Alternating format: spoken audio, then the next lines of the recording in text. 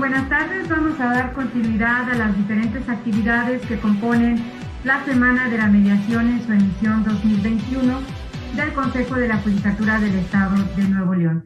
La actividad que tenemos enlistada para continuar es el panel ¿Cómo abordar los conflictos estructurales?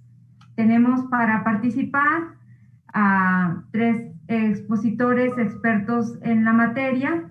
Tenemos al doctor Josep Redorta, al doctor Jorge Pesqueira Leal y a la maestra Marta Laura Garza Estrada como moderadora.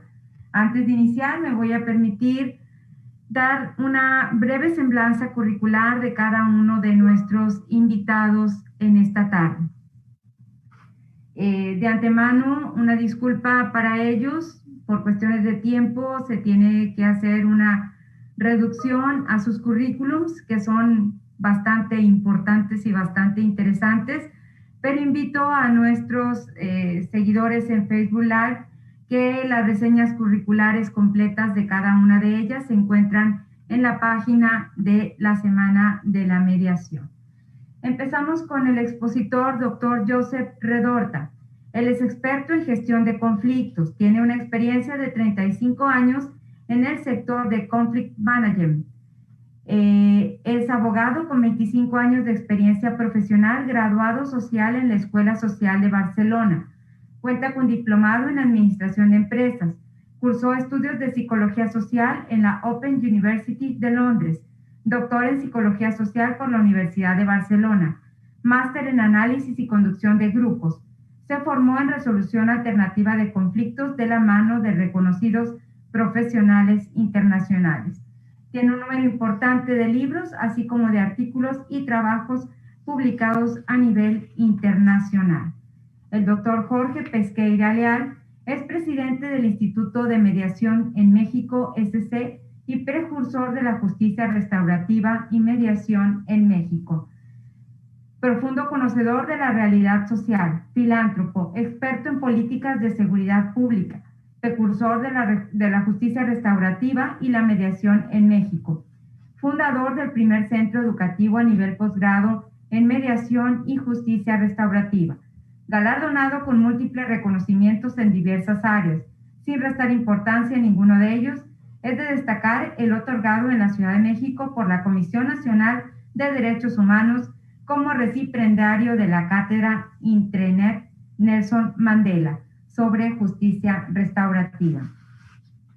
Es especialista en mediación, en antropología criminal, en psicoterapia familiar sistémica, maestro en políticas de seguridad pública, doctor en Derecho, doctor en Sociología y doctor en Criminología.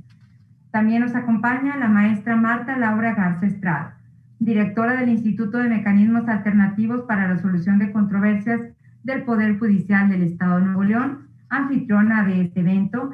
Ella es licenciada en Derecho por la Facultad Libre de Derecho en Monterrey, máster en Mediación Familiar y con Menores de la Universidad Pontificia Comillas, Madrid, coordinadora de la Red Nacional de Mecanismos Alternativos de Solución de Controversias de la Comisión Nacional de Tribunales Superiores de Justicia de los Estados Unidos Mexicanos y de su comité técnico. Miembro de la Comisión Especial designada por el Consejo Nacional de Certificación en Sede Judicial para la elaboración de la base de datos nacional de acuerdos reparatorios.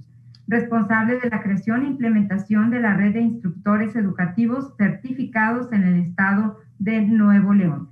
Responsable de la creación e implementación de la red de mediación municipal en el Estado, profesora y conferenciante en distintas universidades y foros nacionales e internacionales con temas de mediación, justicia restaurativa y cultura de paz.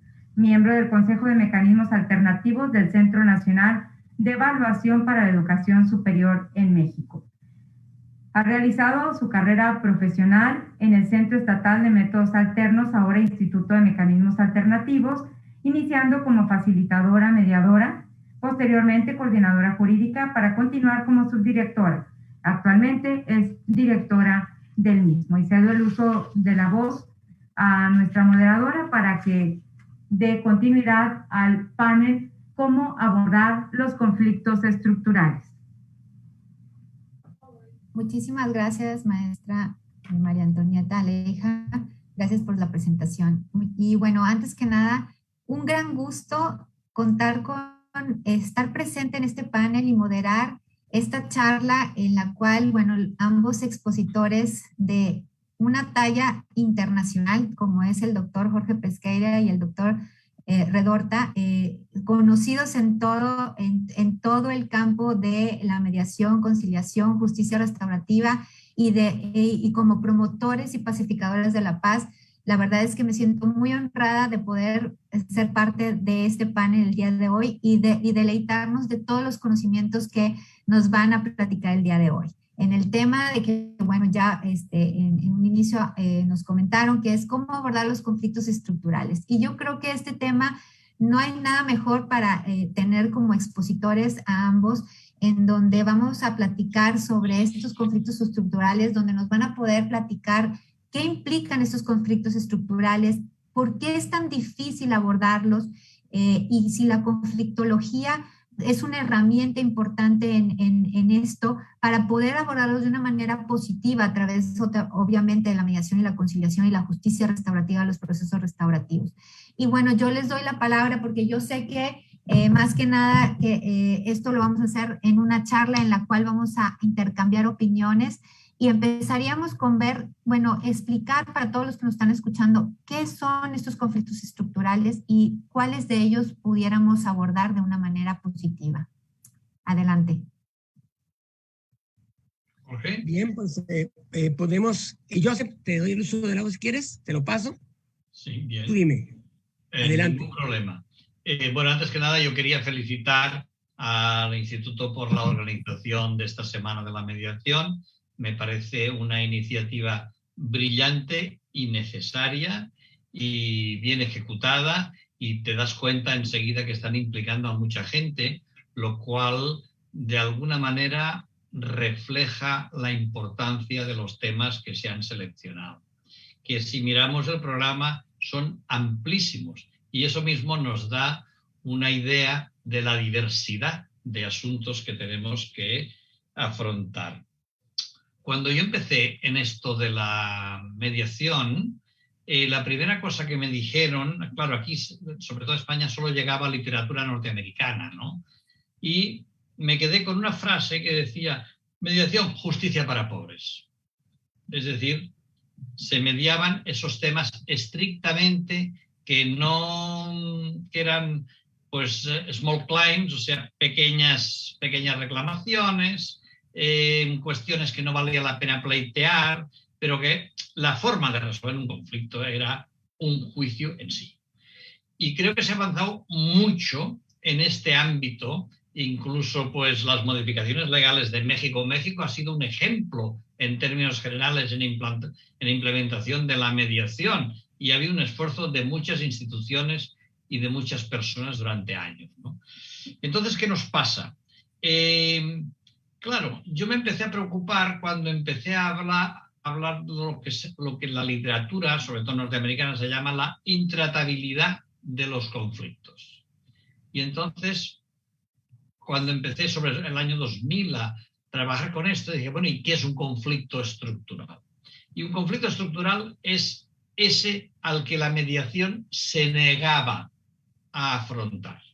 Son esos conflictos en los cuales las relaciones de poder están muy marcadas, en los cuales normalmente hay una cronificación importante durante años. La ideología, pues la ideología marca mucho. Y vemos conflictos, pues por ejemplo, mucho en temas medioambientales. Por ejemplo, ahora que está la COP26, pues ahí hay un conflicto estructural a escala global importantísimo, por poner un ejemplo conocido, ¿no?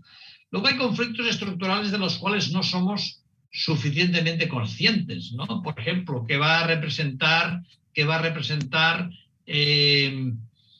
pues qué diré yo, toda la problemática de la alimentación con los cambios que hay de fondo, de los cuales no somos conscientes suficientemente, ¿no? O cómo nos van a afectar las nuevas tecnologías. Por ejemplo, ahora las redes sociales empieza a haber debates sobre los aspectos buenos y malos de las redes sociales de manera muy importante, ¿no?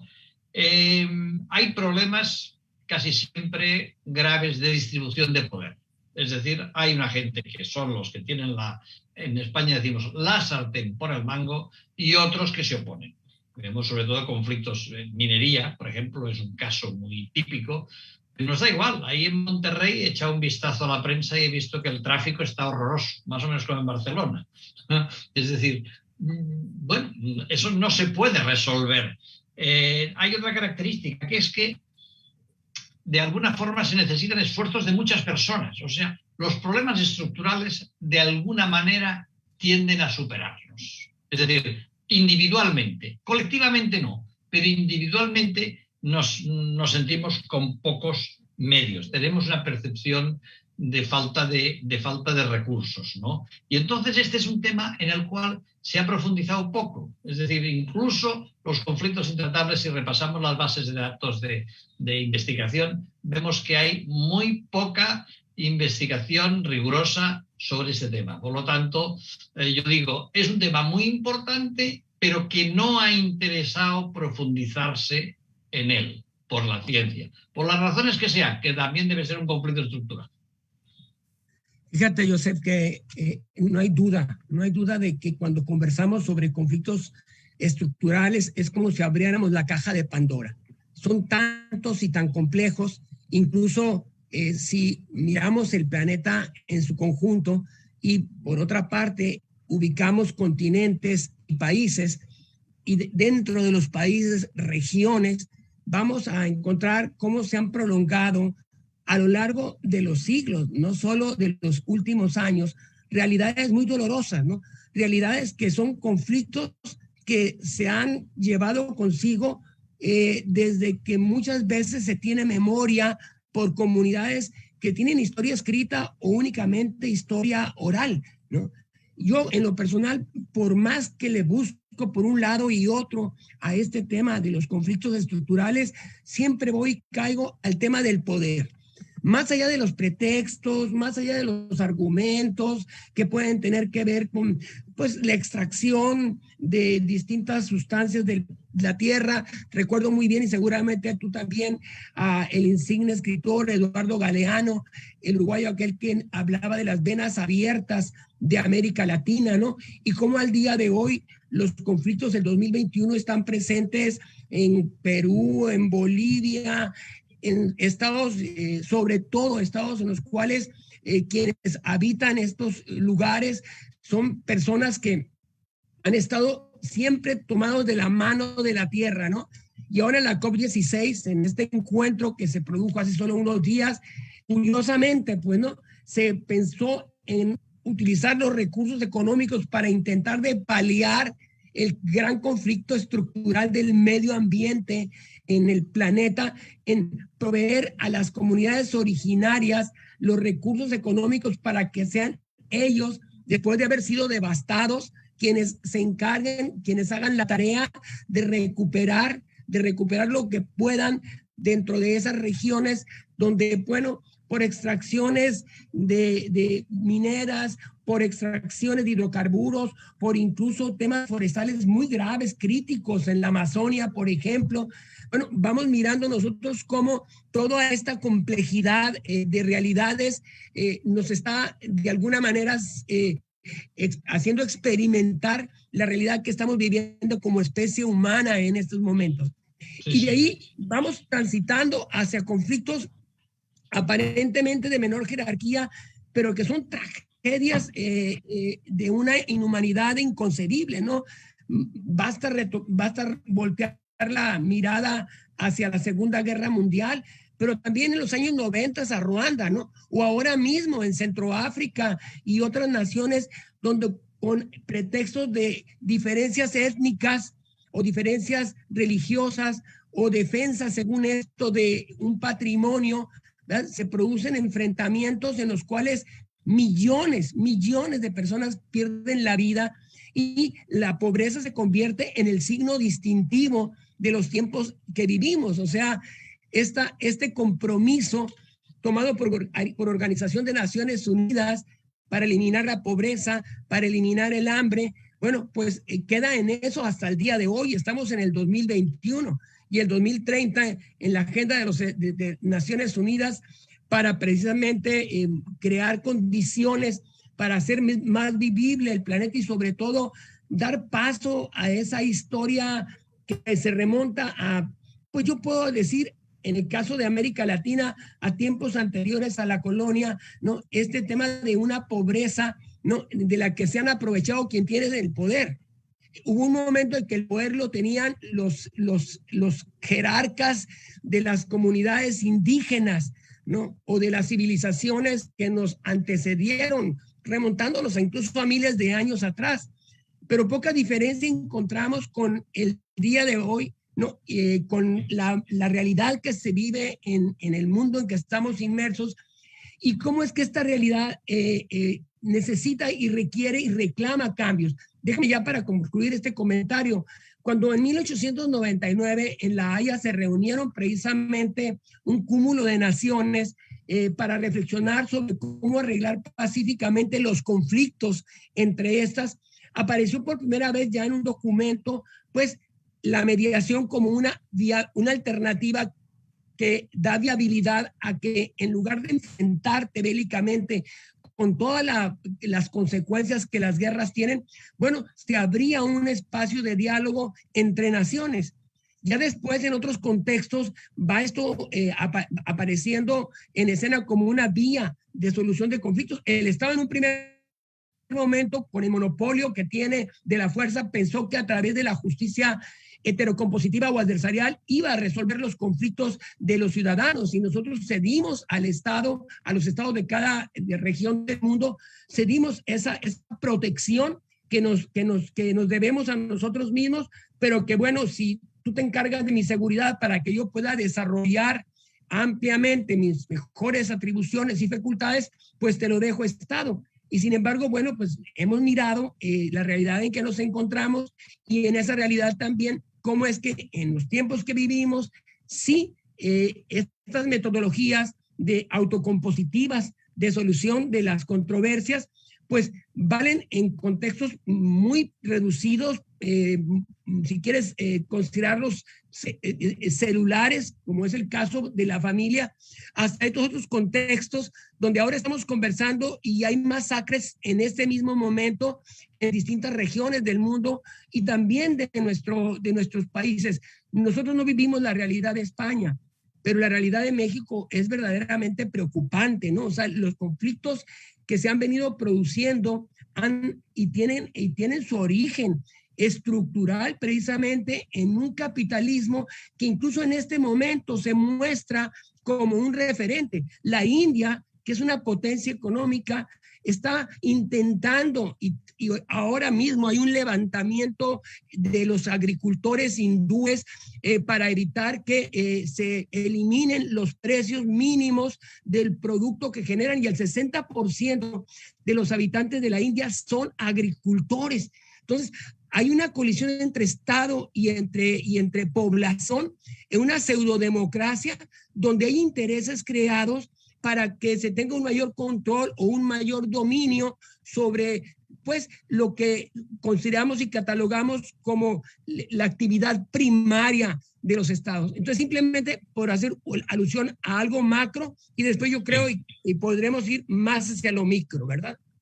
Vale, yo iba a decir de que el gran problema es la desigualdad, el gran problema global. Fíjate que, por ejemplo, en España, datos del 2018, el 1% de las personas tienen tanto capital como el 70% de las rentas más bajas. Eso es España, uno de los países más desiguales, junto con Letonia y tal, en la Unión Europea, ¿no? Entonces, tenemos por un lado la desigualdad como problema y en segundo lugar que el Estado como regulador de la vida social ha dimitido de sus funciones de regularlas. ¿Por qué? Porque ha sido penetrado por, digamos, la élite del capital, la élite del poder, que oye, ya no es solamente capital, es poder también cognoscitivo que dicen, ¿eh? Es decir, la élite, estas puertas giratorias, ahora estoy en la administración, ahora no estoy en la administración, etcétera, están consiguiendo que el derecho no cumpla la función social que tiene que cumplir. Entonces, cuando el derecho no cumple la función social que tiene que cumplir, se nos genera una situación de que hay que acudir a la violencia. Históricamente ha sido así. Entonces, a partir de ahí, el problema es, a ver, tenemos unas situaciones de violencia estructural e incluso de violencia física, ¿no? Nos cuenta, por ejemplo, el narcotráfico. Y ya no quiero hablar de México, porque aquí en España tenemos ya, en fin, Cataluña ahora mismo es la puerta de entrada de la marihuana a Europa. O sea, no. Pero bueno, son problemas muy profundos. ¿Cómo el Estado puede resolver eso? Es decir, la violencia estructural impide la violencia física.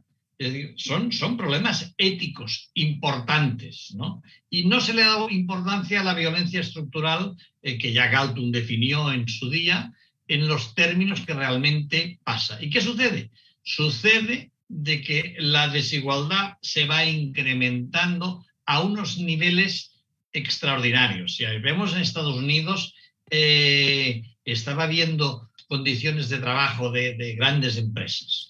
Y decías, bueno, pues es que esto es realmente horroroso y parece que vamos para ahí. Vamos para ahí hasta que la gente tiende a empezar a concienciarse, que es lo que decíamos, y a partir de ahí se inician procesos. Aquí en Europa los estamos viendo, procesos, entonces se van generando movimientos sociales. Y el problema para nosotros es decir, ¿cómo vamos a intervenir como profesión en los big problems, en los grandes problemas?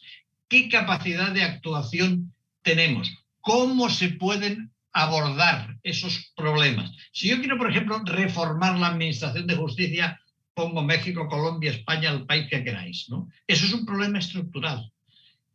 ¿Qué capacidad tenemos de intervención? ¿Cómo lo hacemos? Y ahí estamos, yo creo que como profesión, poco preparados en términos generales y que se necesita un esfuerzo importante por parte de la ciencia para abordar esos conflictos. Yo puedo dar pautas y de hecho he escrito sobre esto, pero estoy sorprendido de la cantidad de gente que se baja trabajos míos sobre conflictos estructurales, ¿no? ¿Por qué? Porque hay poca literatura, porque hay poca investigación. Y además, lo digo claramente, porque parece que no interesa que esto se investigue. De la misma manera que en medicina pues interesa que se cronifiquen enfermedades porque eso es facturación para las grandes multinacionales farmacéuticas, los conflictos estructurales no importa la investigación. Y aquí es donde creo que hay que rebelarse. Y las universidades, la ciencia se tiene que poner al servicio de la sociedad y empezar a desarrollar instrumentos. Los movimientos sociales son importantísimos y eso genera... voy a citar a Yuval Harari, un conocidísimo historiador israelí, que él dice, lo que dice es, de alguna manera, necesitamos disponer de nuevos mitos, de cosas que nos muevan a la acción.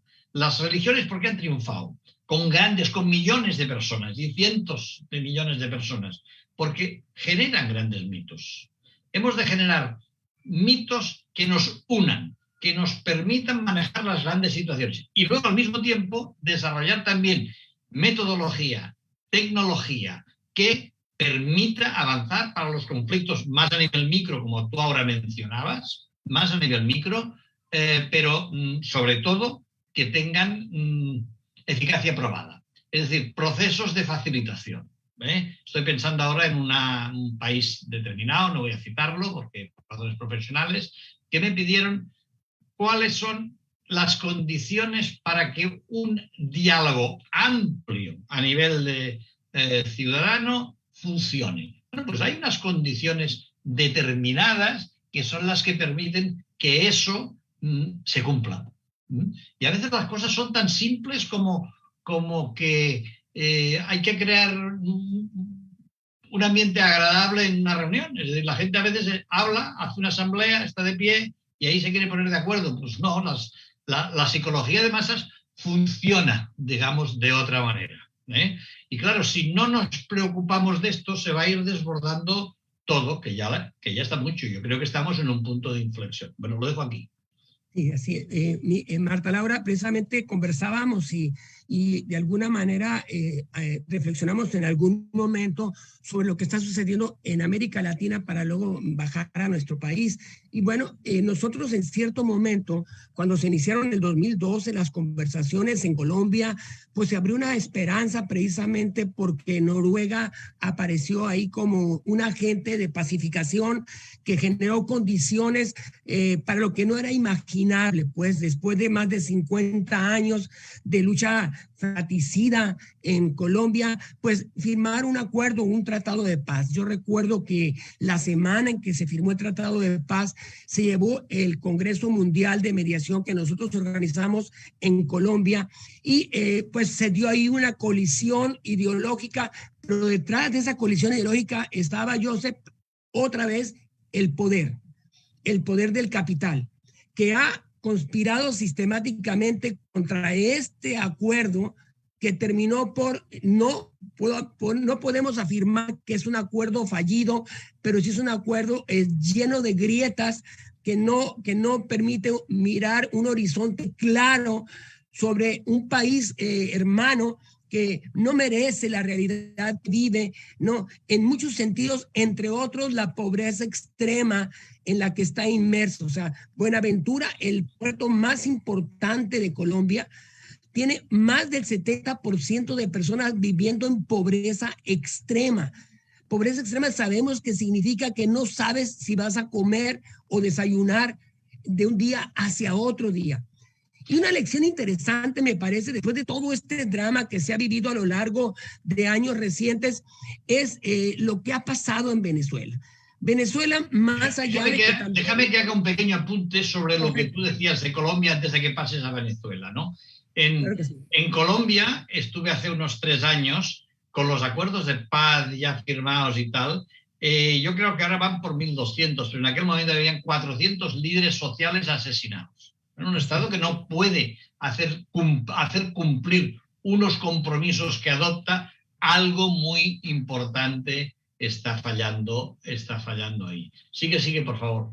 Y todo indica que la falla está sobre todo, y es lo que preocupa, en este tema estructural que tiene que ver con ideologías, que colisionan y están dispuestas a pagar el costo que sea, ¿no? Incluso creación, como en su momento se produjo, de grupos paramilitares, estos desplazamientos que se repiten otra vez de nueva cuenta, ¿no? Estas personas que depusieron armas y han retornado de nuevo a la montaña, a un enfrentamiento que no conduce a una sociedad, a la coexistencia pacífica, que tanto de ella se habló y de la cual también se sigue hablando, pero que no se correlaciona con lo que está sucediendo en la realidad.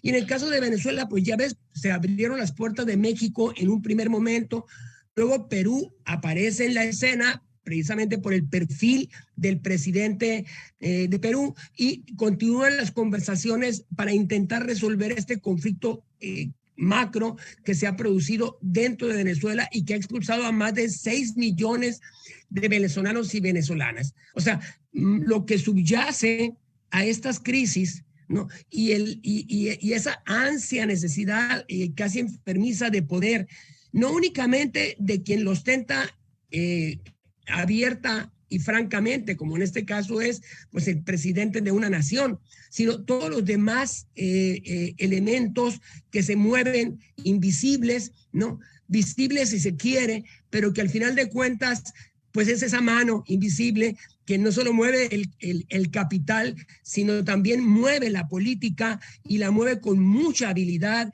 y esa habilidad origina o genera pues hambruna, desesperación, muerte, encarcelamiento, y bien, realidades que las más extremas podemos expresar al día de hoy en América Latina. Veamos, por ejemplo, Haití y el planteamiento de Haití en manos de grupos criminales, ¿no? Pidiendo a los Estados Unidos de Norteamérica la intervención para que deponga el poder un gobierno legítimo más allá de sus características, sus condiciones, y que negocie y acuerde con el crimen organizado de ese país. O sea, es casi surrealista lo que se escucha, lo que se mire, lo que se mira, pero es la realidad. Y si nosotros no nos colocamos, no nos ubicamos en la realidad, difícilmente podemos ser agentes de cambio de esta. Y en ese sentido, pues voltear a Afganistán, como ya lo comentamos en algún momento, pues simplemente nos estremece por lo que está sucediendo en estos precisos momentos. Pero no yendo más allá, sino me vuelvo otra vez a ubicar en América Latina, los movimientos en Bolivia derivados precisamente de la depredación que se ha generado en el país, en aras de buscar o de intentar crear un desarrollo económico que no tiene ni pies ni cabezas muchas veces en un país. Lo que hizo, por ejemplo, Asia, China en particular, con América del Sur, es un genocidio. Realmente lo que han hecho es han sobreexplotado y se han aprovechado no solo de la mano de obra, sino del daño que se hace al pulmón del planeta, y a ello súmale, ¿verdad?, la indiferencia, y más que la indiferencia, una política de sótanos muy peligrosa, que es la del uso de sustancias alteradoras de la mente para aumentar la productividad de las personas y claro, acortar el periodo de vida por el daño irreversible que produce el uso de sustancias que duplican tu capacidad de mano de obra, pero que a la vez dañan y afectan la salud de todo un pueblo.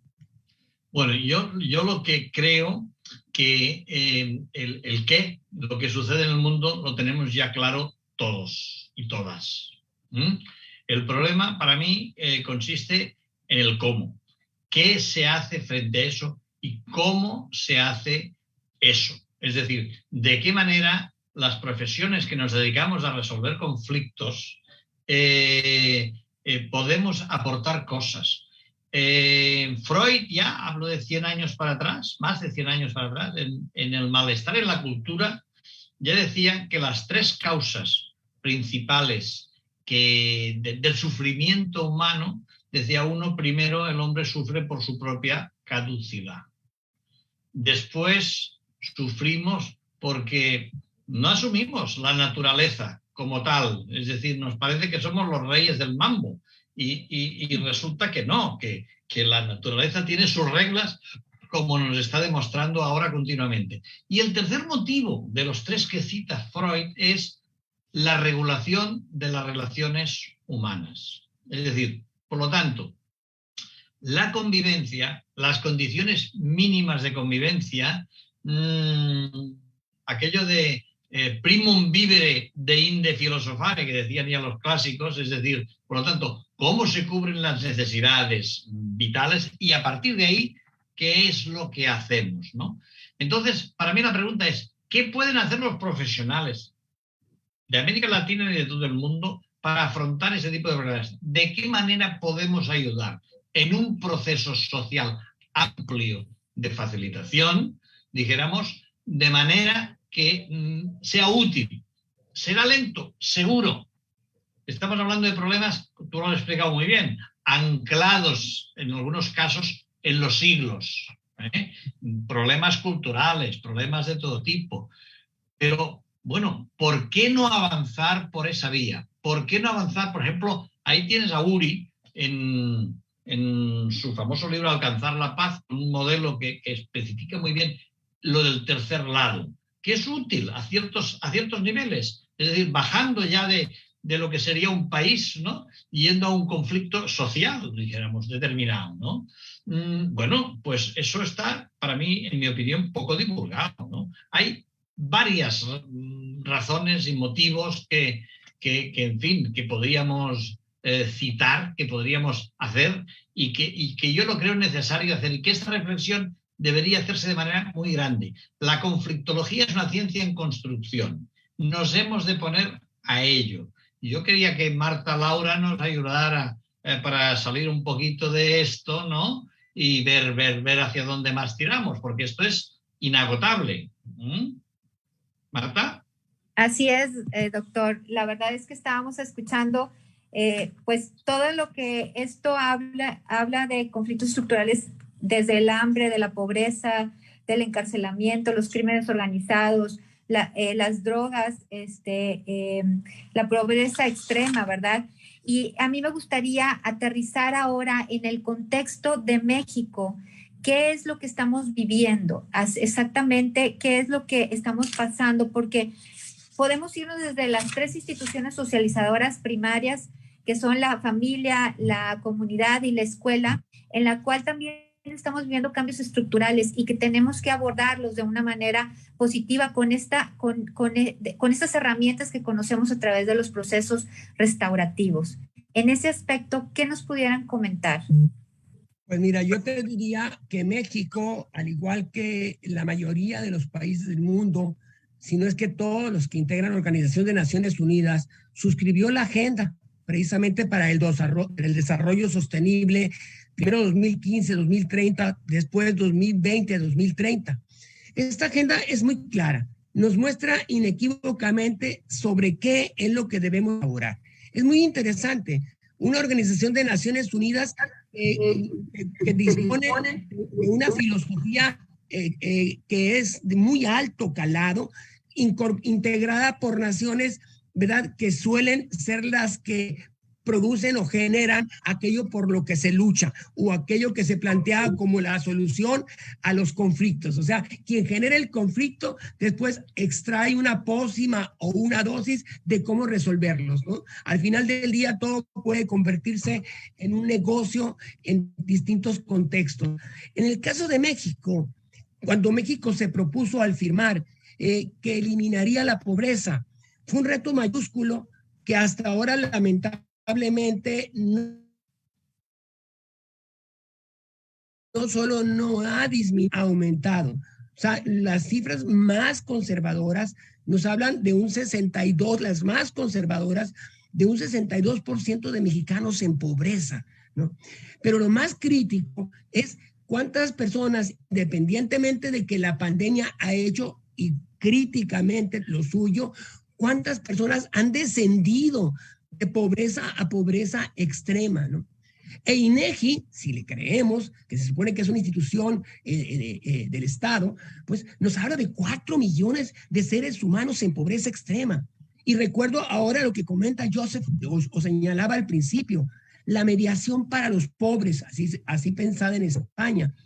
Y nosotros siempre pensando, la mediación en todos los contextos, aunque claro, no hay duda que si bien es cierto en México la impartición de justicia es gratuita, el acceso a esta no lo es, porque por distintas vías debes disponer de recursos económicos para solucionar un conflicto. Cada familia, cada institución socializadora, cada grupo humano tiene su propia realidad y sus conflictos añejos o del día a día, depende de cómo o desde qué óptica queramos mirarlo, desde la óptica concreta de una familia específica o desde la óptica de la institución como tal, que ha tenido sus altibajos a lo largo de la historia y ahora mismo el 2021 está de bajadita, desgraciadamente, siendo que es ultra importante en el proceso de socialización.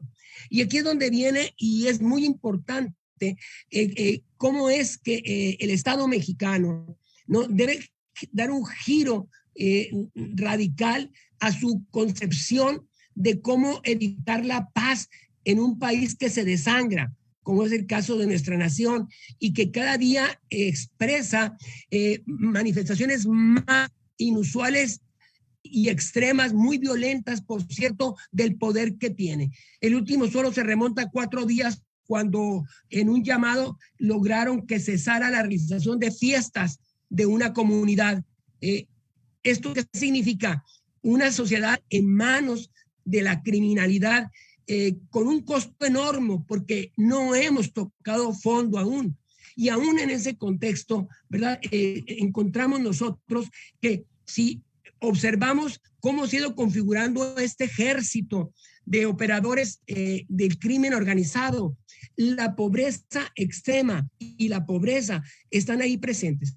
Claro, por otro lado está la riqueza. corporaciones multinacionales que son las que terminan obteniendo beneficios sin riesgo, ni para su vida ni para su libertad, ¿no? Y que operan esa danza de millones para limpiarlos y convertirlos en un negocio de personas honorables, etcétera. Pero al final del día, si el Estado no toma decisiones de política pública serias, profundas, bien reflexionadas sobre la realidad de un país multicultural, no es igual Sonora, Nuevo León que Chiapas o Oaxaca, que debemos entenderlo así, no porque nos creamos mejores o peores, simplemente somos subculturas dentro de una cultura, gran cultura que es la cultura mexicana. Y ahí es muy importante que nosotros, como organizaciones de la sociedad civil, abramos los ojos. También es necesaria la agenda, la única agenda que puede inhibir el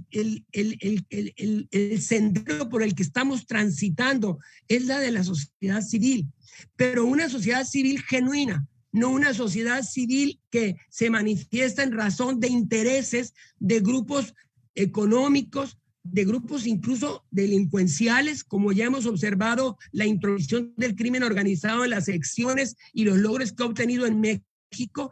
Entonces estamos hablando de una realidad muy compleja, pero que por compleja que sea, ¿verdad?, se puede mirar en el horizonte una pequeña luz, y es esa pequeña luz la que debemos agrandar nosotros para dejar de ser la realidad que vivimos y transformarla. Y ahí, precisamente, una alianza estratégica entre la sociedad civil que opera con conocimiento, porque bueno, cuando yo hablo de la sociedad civil, también quiero involucrar en la sociedad civil a las universidades, porque los que suelen generar estas organizaciones de sociedad civil son investigadores, docentes, personas que tienen una comprensión clara de la realidad, como Joseph. Por ejemplo, escuchas a Joseph y te das cuenta de esta visión global clara que tiene de la realidad, y esto permite, ¿verdad?, identificar por dónde transitar, qué priorizar, y entonces avanzar en consecuencia, en lo que las instituciones del Estado logran lo que pueden, como en el caso en que nos encontramos, donde es el Poder Judicial quien convoca a los ciudadanos, a las ciudadanas, para que participemos en experiencias como esta. Por eso, para mí, los tiempos que vivimos hacen de los poderes judiciales verdaderos centros o instituciones revolucionarias en el mejor sentido de la expresión. El cambio de cómo relacionarnos interpersonalmente, el cambio de cómo abordar los conflictos, ¿no? La elevación de la comprensión de lo que puede significar la justicia para los mexicanos y las mexicanas cuando se tiene acceso a través de la itinerancia, a través de la vía que fuere, ¿no? Un Estado cuyo poder judicial se ocupa de todos, pero sobre todo, ¿verdad?, como señalaba Joseph, de los más pobres.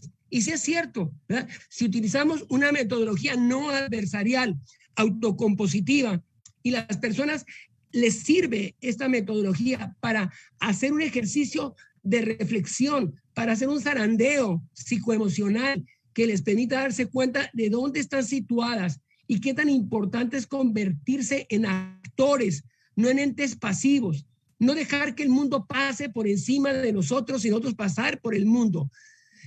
Los organismos internacionales, UNESCO, las constituciones de los países tienen por ahí mucho de dónde tomar para que nosotros veamos con claridad que si cada persona tiene derecho inalienable, imprescriptible, indivisible a el desarrollo de lo mejor de nosotros mismos, de las cualidades con las que aparecemos en el mundo, y hay coadyuvancia para estas cualidades positivas, entonces claro que podemos producir cambio. Pero si vamos a la deriva, si vamos como un gran barco en una tempestad, sin una correcta orientación, y no quiero decir guía, porque no quiero que nos miremos como menores de edad, sino con una orientación de la que todos tenemos conciencia, pero hay quienes tienen que, precisamente porque somos sociedades organizadas, pues serlo, y no ser sociedades desorganizadas, donde esa desorganización se presta para que grupos reducidos tomen control, tomen el poder, y ese poder se traduzca en riesgo, porque las personas no piensan más allá de su generación. Se suponen eternas y suponen que lo que ellas piensan es como el mundo debe girar, y resulta que ni son eternas, pero sí el daño que dejan a pequeñas, grandes comunidades o al mundo entero es irreversible. Entonces, Jorge, déjame decir una cosa al hilo de lo que estábamos comentando tanto Marta como tú. Cuando Marta decía, bueno, tenemos la familia, tenemos la escuela, tenemos tal, yo creo que nos hemos olvidado de un aspecto muy importante, que es todo el tema de la comunicación, de la violencia en la televisión, en las redes, en los medios sociales. Los niños, nuestros jóvenes y tal, aprenden por imitación, eso ya lo dijo Albert Bandura en los años 60, y los modelos que estamos viendo y que estamos generando en este momento, es más violencia de futuro. Y eso nos lo tendríamos que tomar muy en serio. Y cuando tú has dicho de que el Poder Judicial puede jugar un rol revolucionario en esto, yo estoy totalmente de acuerdo. Fíjate que aquí en España tenemos una experiencia de un juez de menores determinado que pone unas penas muy curiosas, ¿no? Por ejemplo, a un chico le dijo, pues mira, ¿qué te gustaría hacer, hombre? Yo una profesión, no sé qué. Dice, ¿te gusta barbero? ¿Cortar el peluquero? ¿Cortar el cabello? Sí. Pues mira, la pena que te impongo es de que aprendas a hacerlo. Y te voy a liberar la pena cuando yo venga a la barbería donde tú trabajas, me cortes el pelo a mí y yo diga que me ha gustado. Es decir, es un pequeño botón de muestra, porque este hombre ha condenado a la gente a aprender a leer y a escribir. Es decir, el Poder Judicial, claro, ¿qué nos pasa? Nos pasa que venimos del derecho. Y el derecho nos hace pensar de una manera determinada. Nos hace limitarnos a ver la ley positiva. Y cuando reflexionamos más para allá, nos cuesta. Esta es la verdad. ¿Qué hacemos? Miramos a la jurisprudencia. Pero la jurisprudencia es una mirada hacia atrás. Mirar hacia adelante, en perspectiva, nos cuesta mucho porque ahí no hay ley. Ahí no hay norma y estamos habituados estructuralmente en la mente a pensar en términos de normas. Y eso deberíamos ampliarlo. La gente vinculada al mundo del derecho tiene que ampliar horizontes, buscar más allá en las ciencias sociales. Lo digo incluso por mi propia experiencia personal, pero que lo he vivido en otros casos, de manera que seamos capaces de crear nuevos mecanismos. Porque si no, fijaos, el asunto es cómo se han resuelto a lo largo de la historia los conflictos. La fuerza, siempre. La violencia es histórica. Segundo, el derecho. El derecho impide, cuando está legitimado, el uso de la fuerza. Porque la fuerza requiere recursos. Y luego, más allá del derecho, está el diálogo. Pero para eso se requieren más habilidades, más competencia, más capacidad de comprensión del contexto y nuevas herramientas que ayudarían a los juristas a mejorar nuestra capacitación, nuestra manera de entender el contexto, nuestra manera de entender el mundo, y además nos hacen más felices, porque dices, bueno, estoy dando un mejor servicio a mi cliente, estoy resolviendo problemas más allá de. Hoy he resuelto una cosa simplemente escuchando y poniendo unos ejemplos, y al final yo estaba convencido, porque aquello no tenía solución legal, estaba convencido de que no estaba haciendo nada. Y al final me dice, no sabe usted lo descansada que me siento, esa señora. Bueno, ¿cómo se ha sentido? Comprendida, ¿no? Y esas habilidades en las facultades de Derecho, no, al menos aquí en España, pero quiero pensar que en los otros sitios tampoco pasan, no nos las enseñan. Yo digo que cuando en Bélgica vi que habían cursos de escucha activa, con mis 50 años, yo dije, ¿pero qué dices?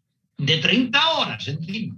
¿Pero esto qué es? ¿No? Y luego resulta que cuando tú miras en las ciencias sociales, escuchar es más útil que hablar, mucho más persuasivo, y está demostrado eso, ¿no? Por lo tanto, yo creo que las profesiones nuestras, desde lo jurídico, tienen que mejorarse. Los jueces tienen una gran responsabilidad, hacen lo que pueden, pero siempre están desbordados. Yo siempre he visto a los jueces pues yendo detrás, y eso es estresante, ¿no? Y por lo tanto, me parece oportuno de que, por decirlo de alguna manera, deberíamos tener claro qué se deriva a mediación, qué no se deriva a mediación y cómo esos conflictos estructurales se puede organizar para plantearlos. A lo mejor un análisis más profundo con grupos de estudio, en fin, hay herramientas, las hay, unas sí, otras no, pero se pueden perfeccionar, se pueden mejorar y hay que lanzarse a ello. Y para ello necesitamos sumar. Nadie individualmente puede resolver este tipo de problemas que estamos hablando, ¿eh? Yo me acuerdo de que en un momento determinado estuve haciendo, en fin, pensando sobre la mediación en términos de la policía. La policía, que es una cuestión pues, que se ha puesto mucho de moda, ¿no? La mediación en la policía en Estados Unidos empezó simplemente para rebajar las indemnizaciones de los abusos policiales. Punto. Luego se empezó a ver el policía como persona resolutora de conflictos. Y ahí hay un autor norteamericano que es el primero que se lo planteó y se ha ido haciendo alguna pequeñita cosa. Yo me acuerdo que fui ahí a México, no recuerdo en qué estado, creo que era por Aguascalientes o Michoacán. Y bueno, les daba unas clases determinadas que me habían contratado, una capacitación determinada, y los veo interesados. Y me contesta la persona que me había contratado. Dice, la mitad están en el narcotráfico. Quiere decir, por lo tanto, el problema es más hondo que la capacitación en sí. Hay que ver, bueno, ¿y por qué estar en el narcotráfico? Y aquí lo hemos vivido también. Nosotros somos un país de frontera con Francia y en la posguerra había un tráfico de contrabando de tabaco y de lo que queráis, ¿no? Y en las poblaciones de frontera, pues no te explico, ¿no? Y ahora mismo, pues, ¿qué te digo yo? Pues si hablamos de prostitución, aquí cerca de Francia hay el prostíbulo más grande de España. Bueno, pues a ver, ¿quién es el dueño de esto? ¿Qué es lo que pasa con todo esto? ¿No? Es decir, yo creo que las administraciones y sobre todo el Poder Judicial tiene, en fin, que puede coayudar, no hay que dejarles todo el trabajo a los jueces, al contrario, hay que quitarles trabajo y a juicio tienen que ir esas cosas realmente importantes, esas cosas que necesitan una visión pues de equidad, una visión ajustada al derecho, pero que siente un precedente, que marque una cosa. Lo que no podemos es ahogar a los juzgados con 50.000 temas y además con muchas variables, con muchos matices. No. El sistema, es decir, el nuevo paradigma para mí sería desarrollar la conflictología de forma que lo que nos conviene es pensar en términos de solución de problemas. ¿Cómo vamos a arreglar este problema? Dejemos aparte los medios. Ahora vamos también a desarrollar los medios. Y eso supone pues todo un cambio en el pensamiento. Pues mira, yo te diría, Joseph, ya para concluir un poco, creo que es un buen momento y además como una buena nueva para todos, que seguramente Marta Laura la conoce, pues la ley reciente de Quintana Roo, ¿verdad? Sobre justicia alternativa, ¿no? Esta ley es importantísimo que la lean todos los mediadores y mediadoras, conciliadores y conciliadoras, y también expertos y expertas en justicia restaurativa. Por primera ocasión, en México y el mundo, se plantea que justicia adversarial y justicia autocompositiva se encuentran en el mismo nivel, que tienen la misma finalidad, que tienen la misma dignidad y en consecuencia, ¿verdad?, los tribunales deben guardar y cuidar que ese equilibrio permanezca. Primer punto, no somos facilitadores las personas que laboramos en tareas tan complejas como solución autocompositiva de conflicto. Somos especialistas con profesión los que laboramos paralelamente al sistema de justicia, donde lo que se resuelve tiene un impacto que se traduce en sentencia pasada a autoridad de cosa juzgada. Es muy importante destacar Este elemento que yo he venido insistiendo en los últimos años, que es el árbol de la justicia. El árbol de la justicia, yo sé, hasta Laura, sabemos nosotros la profunda, riquísima, inconmensurable el valor que tiene el elemento justicia. Incluso ya hemos escuchado 1000 veces a expertos, cuando haya un conflicto entre justicia y derecho, optemos por el derecho, pregúntaselo a un juez y optemos por la justicia, pregúntaselo a un juez y va a decirte, pues no, porque opto por la justicia y estoy al día siguiente crucificado porque no me ceñí a un derecho que no hacía justicia a través del mismo.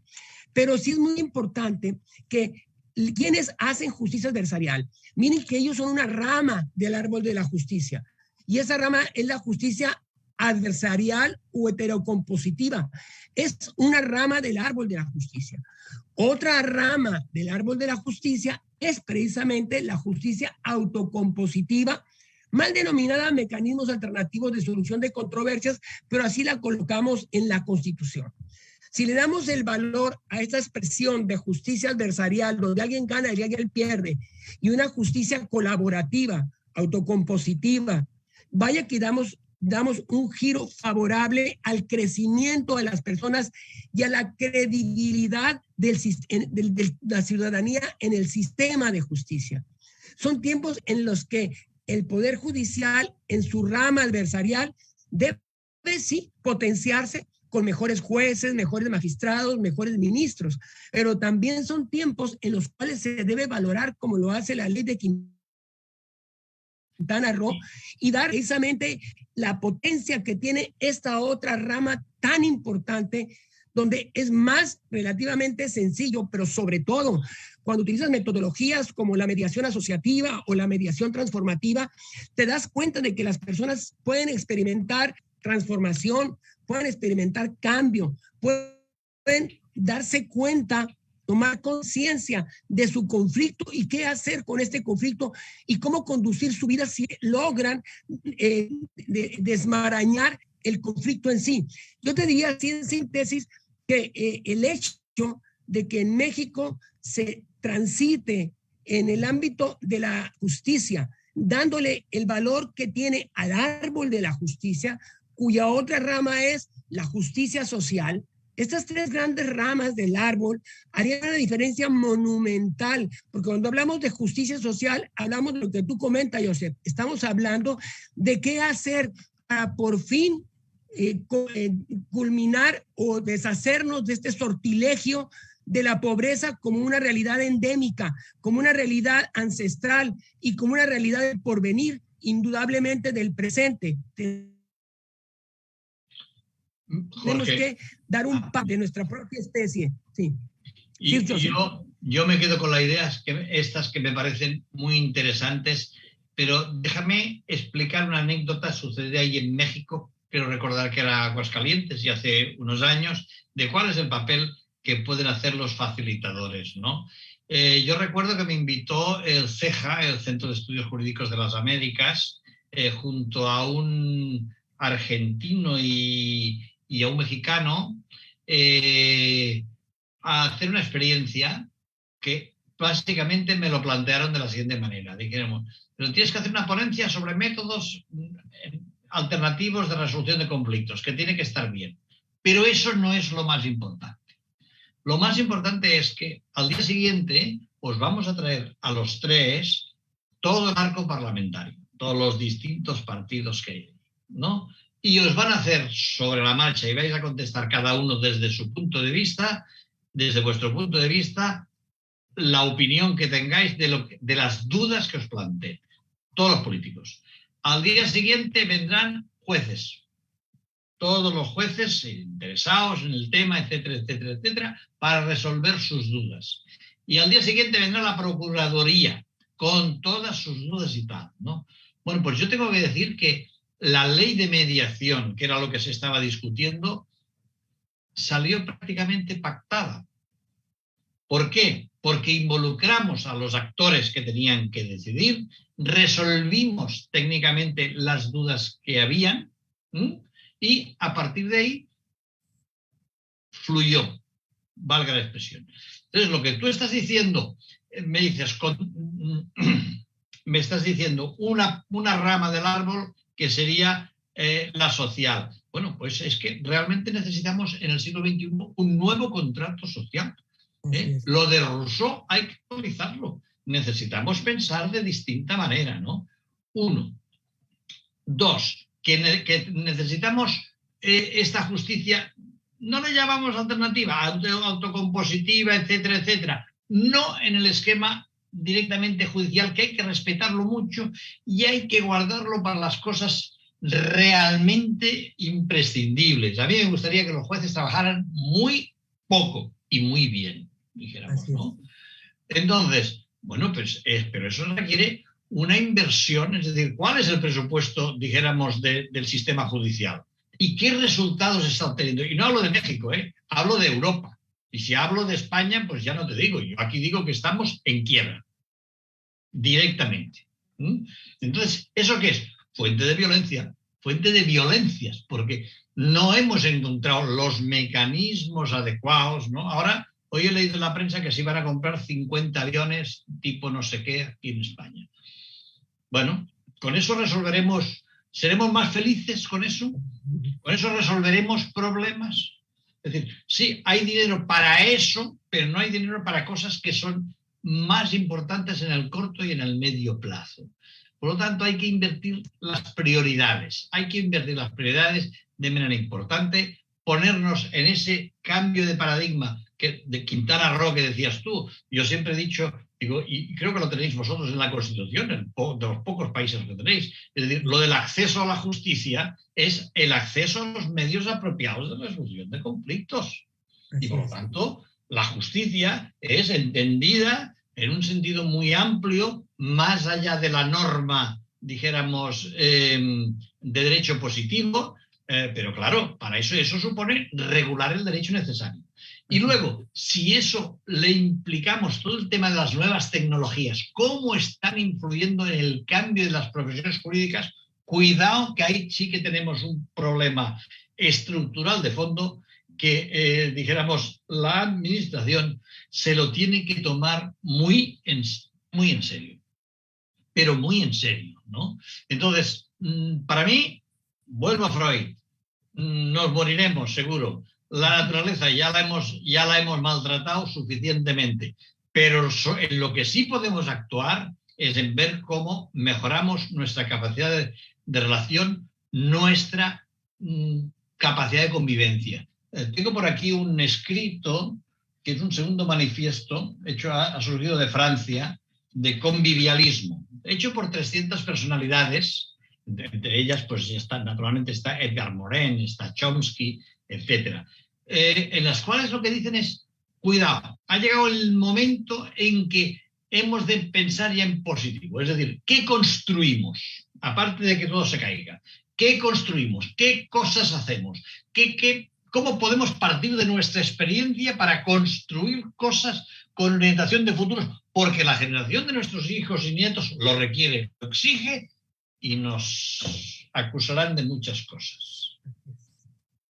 ¿Cómo ves, Marta Laura? Definitivamente todo lo que han comentado en cuanto a la impartición de justicia, en cuanto al cambio de paradigma de los tribunales, es algo que, bueno, me ha tocado vivir día a día dentro de los tribunales. Es cierto que tenemos nuestra norma constitucional que habla de que las leyes preverán mecanismos alternativos, que las autoridades deberán privilegiar la resolución de los conflictos, privilegiando sobre todo los formalismos procedimentales, pero a la hora de que lo replicamos en la práctica, ¿por qué cuesta tanto? ¿Por qué romper todo ese desafío? En cuanto a que si no viene de acá, de lo jurisdiccional, no es algo bueno. Cuando está comprobado por estadísticas, y eso es lo que queremos hablar en números, que el 90% del 100% total de la media aritmética que se hace de todos los tribunales, del 100% de los acuerdos firmados, el 95% se cumple de manera voluntaria. Yo creo que ese es un cambio totalmente de paradigma en el que se puede trabajar diciendo, bueno, sí funciona el darle a través de los procesos restaurativos de la mediación la oportunidad a las personas de recobrar ese poder que han perdido de resolver su conflicto, porque eso también tiene mucho que ver con el derecho, la cultura del derecho. El decir, oye, yo no puedo solucionar un conflicto, mejor me voy ante una autoridad que me diga qué es lo que tengo que hacer y se acabó. Y si no me gusta, bueno, ahora sí no lo cumplo porque no es algo de lo que yo estaba de acuerdo, ¿verdad? Entonces la responsabilidad en sí no está partícipe dentro de las personas que están en un conflicto. Y esto tenía mucho que ver con lo que decía el maestro Joseph. Es decir, y también el doctor Pesqueira, en donde, bueno, el derecho realmente es una herramienta que fue creada en el siglo pasado y se sigue utilizando, y hay que crear un caso para poder resolver un conflicto de manera legal. Se ve hacia el pasado, no se ve hacia el futuro. Y eso es lo que hace la dificultad de que se permee esta cultura de paz en la resolución de los conflictos. Lo platicaban ahorita con la cuestión de las familias, en donde la familia pues es el agente primario de socialización, transmisora de valores. ¿Y qué ha pasado con esta pandemia o desde antes de la pandemia, en el que nos perdimos mucho el rumbo dentro de la familia y que viene a permear dentro de los poderes judiciales? ¿En qué? En divorcios, en custodias, en convivencias, en alimentos, en cuestión de materia penal, en adolescentes, buscando ese sentido de pertenencia en pandillas y no en familias, en la delincuencia organizada, que luego nos llegan a nosotros por procesos restaurativos, en los cuales también los juzgadores pudieran ser agentes promotores de paz en este cambio de estos conflictos estructurales. Y yo creo que eso es lo más importante que debemos de hacer, o sea, en pie en esta plática que se ha tenido. El hecho de tener leyes que nos den esas bases es importantísimo, pero los agentes de cambio, que somos nosotros, los operadores, los pacificadores, tenemos que ponerlas en marcha para que esto sea una realidad. Y yo creo que eso es lo que tenemos que trabajar y quedarnos con estas pláticas que son importantísimas para poder también alimentar nuestra batería para seguir y continuar, ¿verdad?, dentro de estos caminos de la paz. No sé qué piensen ustedes. Sí, bueno, yo ya para concluir te diría que los abogados, las abogadas, no somos técnicos o técnicas, y nos reclama la formación una profunda convicción sobre el alto contenido humano del valor justicia. Y de ahí debemos partir del valor justicia para efectos de que nuestra formación sea sólida. Y esa solidez la podemos construir con detalle, con cuidado, a través de esta visión, vuelvo a repetir, de este árbol que nos permite y que permite al alumno de primer año, pero también al docente que se actualiza, a nosotros mismos en estos tiempos, en reuniones con jueces, con magistrados o magistradas, con abogados litigantes, ¿de qué estamos hablando cuando nos referimos a un mismo nivel entre la justicia jurisdiccional y la justicia que se produce a través de la justicia autocompositiva o del mecanismo autocompositivo?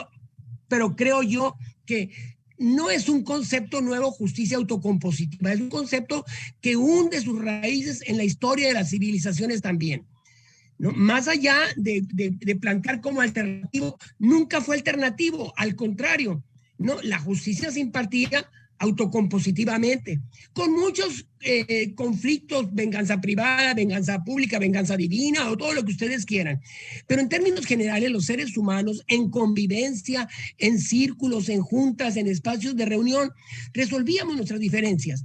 Aparece el Estado, monopoliza el poder de la fuerza, aparecen los tribunales, se empieza a impartir justicia por un tercero que no conoce la realidad, sino únicamente que se le provee, y con base en aquella construcción que suele alejarse de la realidad, termina tomando una decisión en la que tal vez quien gana no tiene el derecho a ello, pero sí pudo acreditar aquello, y por lo que toca a la persona que tiene el derecho, desgraciadamente por factores, entre otros, económicos, no lo logra hacer.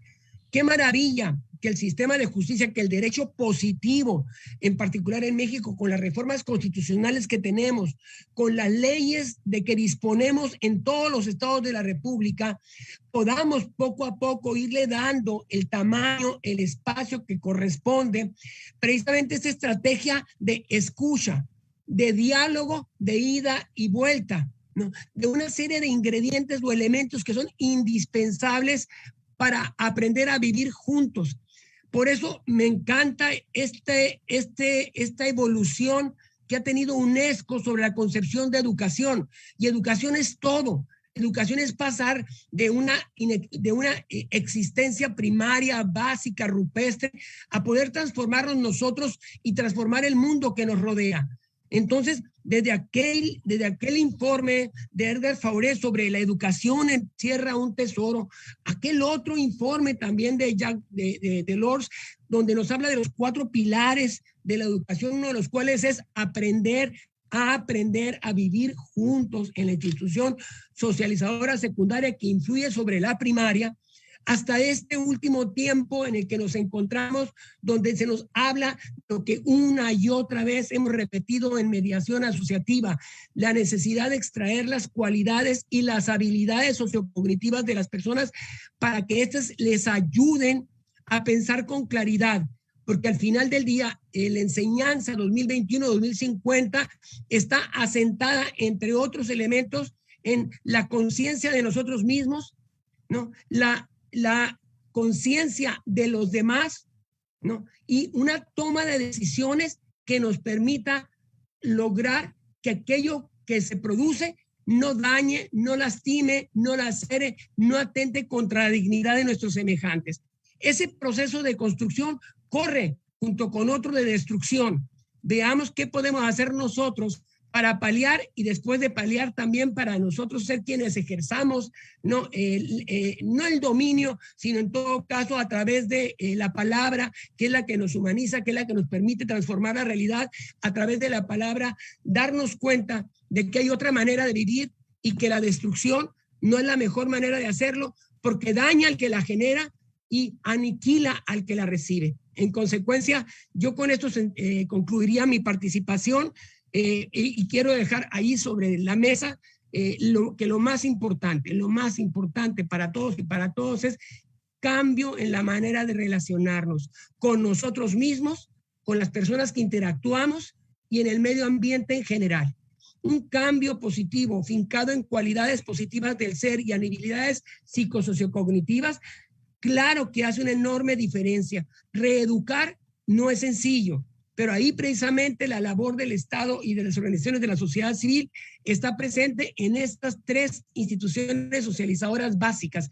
No pueden continuar a la deriva. La familia vive a la deriva en el planeta entero, a excepción de estados dictatoriales como China, que lo están haciendo muy bien, pero están envenenando al final del día la mente de las personas porque la están alienando en lugar de abrirla a vivir en libertad. Y luego, pues tenemos otras realidades dispersas también, donde la familia pues está prácticamente en un olvido en el que se supone que cada cual tiene el derecho de decidir lo que mejor le parezca y ni siquiera las personas que tienen hijos o hijas saben qué hacer o cómo conducir o cómo no alienar, sino mostrar a su descendencia qué es lo verdaderamente significativo para que crezcan por ellos mismos, se desarrollen por ellos mismos, determinarlos socialmente lo menos posible, que se mantenga lo más puro posible frente a todos estos ingredientes, incluida la inteligencia artificial, que bombardean sistemáticamente con verdades acabadas que no son más construcciones sociales. Y con ello concluyo. Gracias. Muchísimas gracias, doctor. Sabemos que se tiene que retirar por una actividad previa. Vamos a dar tiempo ya para preguntas que se tienen en el panel y vamos a lanzar la primera que nos preguntan. Es un conflicto... Déjame decir claro. Una cosa para terminar y despedirme de Jorge, que tampoco tengo tantas oportunidades de verlo. Antes de entrar ahí, será un minuto. Únicamente decir que en tiempos de tanta incertidumbre, de incertidumbre aguda, yo creo que la actitud inteligente es la exploración. la exploración, el tanteo de caminos nuevos, pero sobre todo lo que necesitamos es acción. Es decir, no podemos conformarnos con filosofía, sino necesitamos hechos, aunque fracasemos en algo, porque al final lo resolveremos. O sea, para mí mi mensaje final sería optimista. Y lo que diría es recordar las palabras de Karl Popper, el famoso filósofo, que decía, el problema es la resolución general de problemas. Y estamos pinchando el hueso ahí. Lo dejo en este punto. Gracias, Jorge. Un placer, como siempre, hablar contigo. Muchísimas gracias, doctor. Y bueno, pues mejor no lo ha dicho. Yo creo que la transformación empieza por cambiar precisamente nuestra forma de pensar. Y así lo decía también Uri en cuanto a que hoy en día no hay ningún desafío más importante precisamente que el abordar nuestras diferencias. Y entonces eso es lo que hace ese cambio en la manera de relacionarnos, en la exploración que comentaba, en el optimismo y en la acción a tener, ¿verdad? Tenemos una pregunta que nos dice, bueno, que si es un conflicto estructural la violencia familiar y si se puede abordar dentro de un proceso restaurativo esa violencia familiar. Bueno, yo creo que sí, pero la violencia familiar, yo tuve algunas experiencias precisamente en México con alumnas que estaba capacitando y me hicieron ver que lo que desde Europa se ve de una manera, pues desde Latinoamérica se ve de otra. La primera cuestión que aprendí en este tema, siendo prudente, es que en Canadá la violencia familiar no se podía intervenir con mediación si no era bajo supervisión del juez. Es decir, tenía que ser un trabajo conjunto, que el juez viera claro, de intentar ver cómo eso se abordaba. Cada caso es un caso distinto, pero tiene sus particularidades. Y yo creo que hay cosas que se pueden realmente hacer. Hay que ser muy prudente porque la violencia familiar forma parte mucho, excesivamente, del todo, de la cultura. Y entonces ahí vemos sociedades muy machistas. En España, desde luego. Tenemos casos flagrantes, ¿no? Pero es que todo este caldo de cultivo de que los temas los hemos de resolver mediante la violencia y todo esto de que yo para sentirme bien necesito pegarte y no considerar a los hijos qué es lo que están viendo y todas estas cosas, esto requiere un tratamiento profundo, requiere un tratamiento del cual seamos conscientes, dijéramos, ¿no? Y desde luego hay que ponerle límites. Es decir, el derecho tiene que cumplir ahí su función. Y decir, bueno, a ver, así no se puede vivir, así no se puede avanzar. Yo estoy en que se puede hacer, es delicado. Aquí se ha intentado con juzgados específicos de familia. Y yo creo que los jueces y juezas, sobre todo son mujeres, de aquí, pues están jugando un rol importante, ¿no? Pero no creo que ese sea el único, dijéramos, mecanismo. Habría que hacer, es decir, alguien debiera sentirse mal en vez de sentirse bien cuando se produce violencia familiar. Y hay muchas cosas que se nos escapan. Y ya no digo situaciones de abuso infantil. Y ya no digo, en fin, ahora estoy pensando, por ejemplo, en Colombia. En Colombia estuve en una población, que no voy a decir el nombre, donde había pues inmigración venezolana, donde había de todo. Y los hijos no se sabían demasiado de quién eran. Se robaban dentro de la misma comunidad, dentro del mismo bloque de vecinos, ¿no? Entonces, claro, eso era grave, porque se había hecho, pues bueno, pues gente que estaba en el campo había pasado a vivir en un piso. Entonces eso requiere un tratamiento distinto. Dijéramos, se necesita una preparación, se necesita saber qué. No se puede trasplantarlo así, ¿no? Y en cambio una cosa que se hizo muy bien ahí en esa población concreta fue integrar a todos, y yo estuve ahí con todos la gente que había pues desde el policía, el juez, en fin, el bibliotecario, en fin, todos los actores y operadores jurídicos o no jurídicos, reflexionando de qué se podía hacer, cómo se podía hacer. Y yo en estas cosas siempre pienso que un pequeño avance no es nunca un pequeño avance, es un gran avance, solo que hay que multiplicarlo. Vamos a ver cómo se multiplica. No sé si me he explicado bien. Sí, sí, sí, perfectamente. Yo creo que la pregunta va muy enfocada a que en México está expresamente prohibido el mediar a través de las salidas alternas al proceso penal para arribar a un acuerdo reparatorio, que es el convenio, que así se denomina en México, para violencia familiar. Pero sin embargo, bueno, la experiencia que nos ha tocado desde los tribunales de justicia familiar restaurativo, en donde si bien es cierto empieza con el contexto de violencia familiar por una denuncia, también hay temas que hay que abordar como la convivencia, los alimentos, las custodias, el cómo que los hijos subsistan, ¿verdad? Tanto y que estén dotados de todo lo que la familia debe de ser nutridora de valores, y no nada más económicamente hablando, sino también de valores, ¿verdad? Entonces, en este contexto tenemos, por ejemplo, en Nuevo León, tenemos este Tribunal de Justicia Restaurativa Familiar, en el que habla de que, bueno, de primera instancia no es posible efectivamente mediar esos conflictos de violencia, pero sí es posible mediar todas las cuestiones aledañas a lo que implica el disolver, ¿verdad?, al padre y madre como pareja. Y entonces, como pareja, no como padres, ¿verdad? Entonces, y se habla también de ese trabajo que usted acaba de comentar, multidisciplinario, en donde está el juez familiar, está el juez de control, que es penal, en donde está la institución de salud para ver por si se ingiere bebidas alcohólicas, alguna droga también.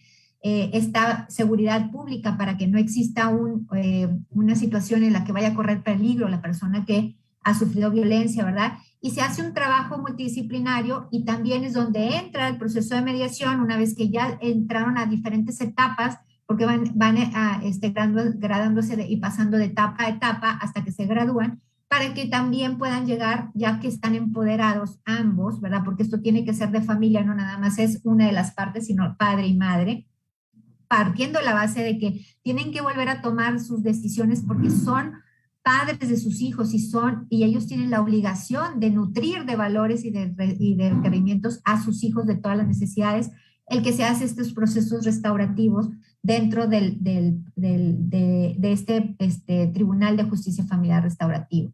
Y yo creo que pues ha respondido muy bien en cuanto a todo lo que se necesita en un trabajo multidisciplinario. Por aquí también hacen un comentario en cuanto a qué diferencia hay cuando se llevan procesos con comunidades originarias. ¿Hay alguna diferencia?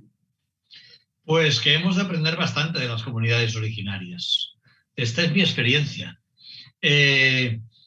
Las comunidades originarias tienen una gran virtud, que es que están acostumbrados, precisamente he estado leyendo bastante de estos temas últimamente, Diamond, que es un especialista, Diamond, sobre temas de pueblos originarios, ¿no? Los pueblos originarios tienen una virtud, que es que aprecian mucho el valor de ver el conflicto como una brecha en el tejido social, y por lo tanto no se lo pueden permitir demasiado. Y además tienen una virtud, que es que tienen mucho tiempo. Es decir, yo viví una experiencia en Bolivia de esto, y me decían, tenía ya, me invitaron de la universidad y tenía allí como 30 o 40 líderes de distintas etnias, y les estaba explicando cosas de estas, de resolución de conflictos. Y me dijeron, es mejor lo nuestro. Dije, caramba, a ver, cuéntenme, ¿qué es lo suyo? Dice, sí, dice, nosotros nos reunimos, tal, hablamos, si no se resuelve mañana, si no, pues otro día, etcétera, etcétera, etcétera. Pero al final terminamos resolviéndolo, casi aunque sea por agotamiento, pero no dejamos las cosas pendientes. Es decir, llegamos a un consenso aunque cueste mucho más tiempo. Claro, esto en las sociedades nuestras, urbanizadas, de ese tiempo no se dispone. Entonces, En ese sentido, hay que hacerlo. Por ejemplo, en Bolivia, en un trabajo que hice, también me decían, a través de nuestros medios de una comunidad, una etnia específica, hemos designado a unos representantes nuestros para que nos representen. No era en Bolivia, era en Chile, en la convención. Bueno, algún valor tendrá eso cuando son capaces de llegar a un acuerdo, que en los otros sitios ha sido muy difícil la legitimación, que éramos de los representantes, algún acuerdo tendrá. Por lo tanto, yo creo que de los pueblos originarios, primero hay que respetarlos, segundo hay que aprender y luego hay que ver cómo todo eso se coordina, ¿no? Ahora me extendería pues hablando de Australia cómo no están, o de Nueva Zelanda cómo no están afrontando esto, pero bueno, sería otro debate.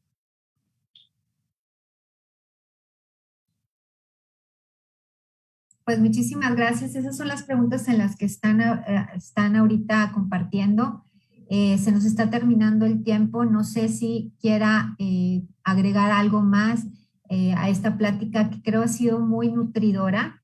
Nos llevamos mucha tarea, sobre todo, bueno, desde la trinchera de los tribunales, pero no solamente los tribunales, como usted dijo, no es nada más darles la tarea total a los tribunales o a las organizaciones, sino también en la sociedad, ¿verdad? A organizaciones civiles, donde el sumar hace un gran cambio, ¿verdad? En el que podamos ir avanzando muchísimo más rápido, con un paso certero, de la mano de todos los agentes de cambio y trabajando por eso que decía, la acción, ¿verdad? El no solamente platicarlo, sino ponerlo en práctica para que realmente se haga un cambio trascendental.